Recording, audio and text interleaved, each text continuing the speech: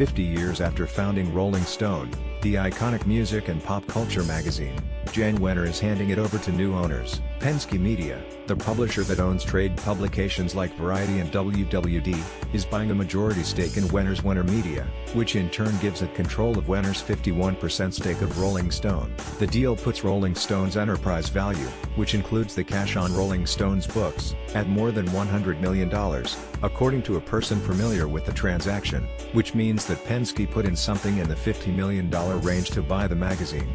That price surprised some people who had looked at the deal earlier in the year, and valued the stake in the $30 million to $40 million range. That convoluted structure of the deal, Wenner's team describes it as an investment, not a sale, is important for two reasons. Band Labs Technologies, the Singapore-based company that bought 49% of Rolling Stone last year, had a right of first refusal for any offer for the rest of the magazine. According to people familiar with the sale process, by structuring the transaction as an investment, this prevents Band Labs from buying the whole magazine. The deal also allows Jann Wenner and his son Gus, who has been steering the business of Rolling Stone for a few years, to call themselves equity owners in the family business. Jann Wenner will become editorial director of the property, and Gus will stay on as president. As Recode reported last month, Penske Media owner Jay Penske was one of three bidders circling the property. Irving Azoff, a longtime Wenner friend/frenemy, was also looking at it. Backed with money from New York Knicks owner Charles Dolan, so was Brian Goldberg, the CEO of Bustle, a digital publication aimed at millennial women, who also co-founded Bleacher Report, a site acquired by Time Warner's Turner in 2012. But it was never clear that Azoff and Dolan, who have no publishing experience, wanted to actually own and operate Rolling Stone magazine. And while Goldberg has now founded two digital startups, he doesn't have any experience with print, which accounts for the majority of Rolling Stone's business today.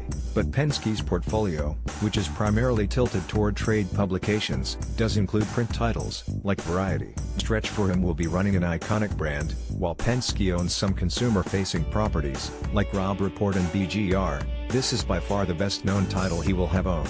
Penske's main task will be helping Rolling Stone create a business on the internet, which Jann Wenner proudly ignored for years. Today, digital is a tiny fraction of Rolling Stone's revenue, though Gus Wenner says he has a plan to fix that. Note that in Rolling Stone's absence, no one has really created a dominant digital destination for music-related content. Perhaps that's because the internet allows music fans to seek out whatever niche they like instead of coming to a general interest destination. Perhaps that's also because in a YouTube plus Spotify age, there's no reason to read about a band when you can hear and see them with a single push of a button.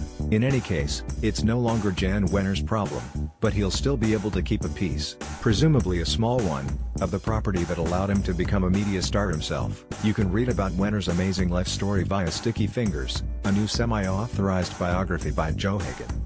I talked to Hagan earlier this fall for the Recode Media podcast. You can read a transcript of that conversation here or listen on Apple Podcasts.